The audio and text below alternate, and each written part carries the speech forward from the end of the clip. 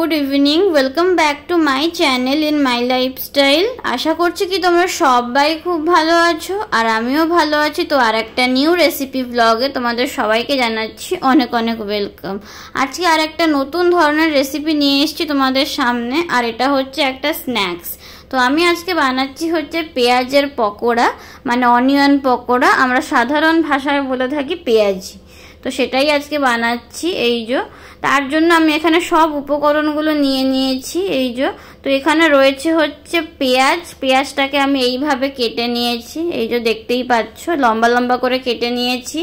ধনেপাতা কুচো করে নিয়েছি আর তার সঙ্গে লঙ্কা কুচো করে নিয়েছি। আর নিয়েছি হচ্ছে এখানে দেখো, এটা হচ্ছে কর্নফ্লাওয়ার আর চালের গুঁড়ো মিক্স করে নিয়েছি, আর বেসন নিয়েছি তার সঙ্গে।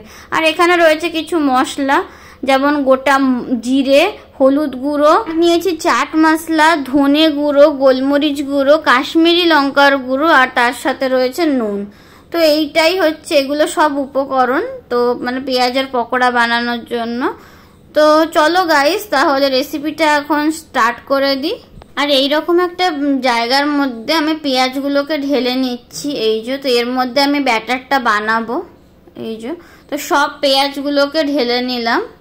এই যে আমি এখানে প্রায় বড় পেঁয়াজ 3টে থেকে 4টে মতো নিয়েছি। এই যে তো তোমরা পরিমাণ মতন দিতে পারো। আর আমি এর মধ্যে দিয়ে দিচ্ছি হলো লঙ্কা কুচি আর ধনেপাতা কুচি। তো এগুলো সব দিয়ে দিলাম। ধনেপাতাটা একটু বেশি পরিমাণেই দিয়েছি, কারণ টেস্টটা একটু ভালো হবে। আমার ধনেপাতার গন্ধটা খুবই ভালো লাগে, তো সেই জন্য ধনেপাতাটা একটু বেশি পরিমাণে নিয়েছি। আর এগুলোকে মিক্স করে নিচ্ছি হাতের সাহায্যে এইভাবে।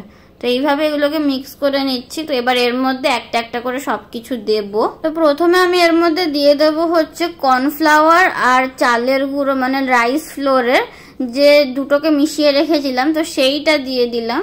এই যে এবার দেব হচ্ছে এর মধ্যে বেসনের গুঁড়ো। এই যে বেসনের গুঁড়ো দিয়ে দিচ্ছি। তারপরে এর মধ্যে দেব হচ্ছে সব মশলাগুলো, যে মশলাগুলো আমি নিয়েছিলাম। এই যে সব মশলাগুলো একসাথে দিয়ে দেব। তার আগে আমি দিয়ে দেব হচ্ছে এই গোটা জিরেগুলোকে। তোমরা চাইলে জিরের গুঁড়োও দিতে পারো, আবার গোটা জিরেও দিতে পারো। তো প্রথমে গোটা জিরে দেওয়ার পরে এবার এই যে 5খানা মশলা আছে, তো এই সব মশলা আমি একসাথে এর মধ্যে ঢেলে নিলাম।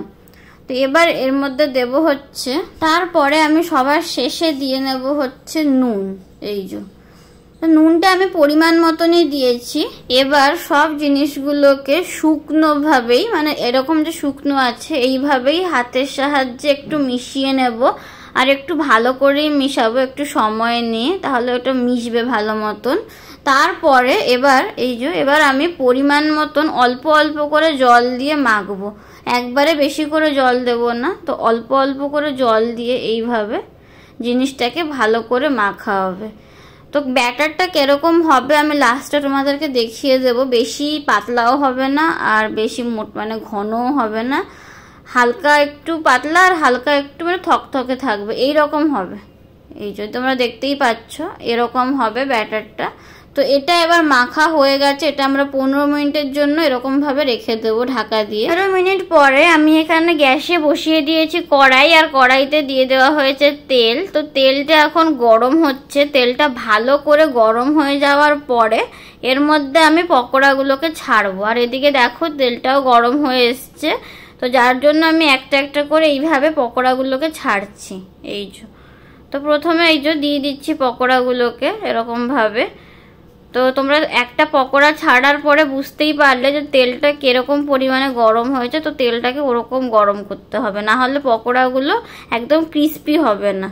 আর এদিকে আমি সব পকোড়াগুলো ছাড়ছি। প্রথমবারে 5টা থেকে 6টা দেব, তার বেশি দেব না, যেহেতু মানে প্রথমবার দিচ্ছি। তো এই যে 6খানা পকোড়া আমি ছেড়ে দিলাম। আর এদিকে দেখো পকোড়াগুলোকে অর্ধেক ভাজা হয়েছে এক সাইড। তো আবার আমি আস্তে আস্তে এরকম একটা খুন্তির সাহায্যে আমি উল্টে পাল্টে দিচ্ছি, কারণ এক সাইড ভাজা হয়েছে আর এক সাইড কাঁচা আছে। তো এইভাবে পকোড়াগুলোকে আস্তে আস্তে উল্টাচ্ছি। খুব সাবধানে উল্টাতে হবে যাতে ভেঙে না যায়।